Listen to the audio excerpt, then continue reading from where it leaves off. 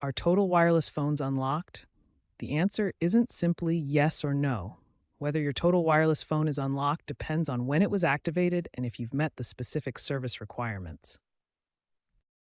As of April 1st, 2025, Total Wireless, which is now under Verizon, updated their phone unlocking requirements.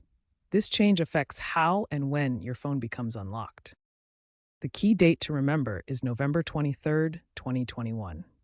This date determines which unlocking policy applies to your phone. If your phone was activated before this date, it requires 12 months of active service.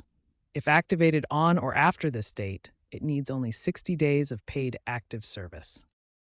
This unlocking policy applies to all Verizon Value brands, including Total Wireless, TracFone, Simple Mobile, SafeLink, and Walmart Family Mobile. A crucial point to understand is that paid active service means you must actively pay for your service during those 60 days. Simply having service isn't enough.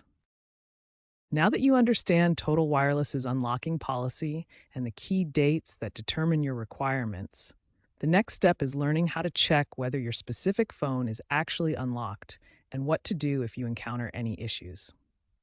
Now that you understand Total Wireless unlock policies, let's learn how to check if your phone is actually unlocked and what to do if it's still locked.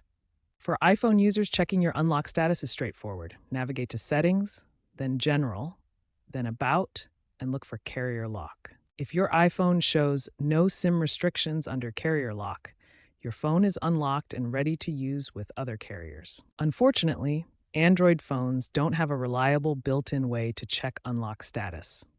You'll typically need to test with a different carrier's SIM card. If your phone appears to be locked and you believe you've met the requirements, your first step is to contact Total Wireless customer service.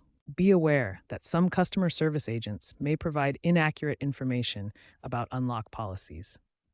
If you're told no initially, be persistent and ask to speak with a supervisor. If Total Wireless unfairly denies your unlock request, filing an FCC complaint has been successful for many users. The FCC takes these complaints seriously. As a last resort, third-party unlocking services are available for a fee. However, use these with caution as they may void your warranty and aren't always reliable. Remember, even if your phone is successfully unlocked, it might not work perfectly on other networks due to different technologies and frequency bands. Finally, military personnel with relocation orders outside Total Wireless coverage areas can request unlocking even without meeting the standard time requirements.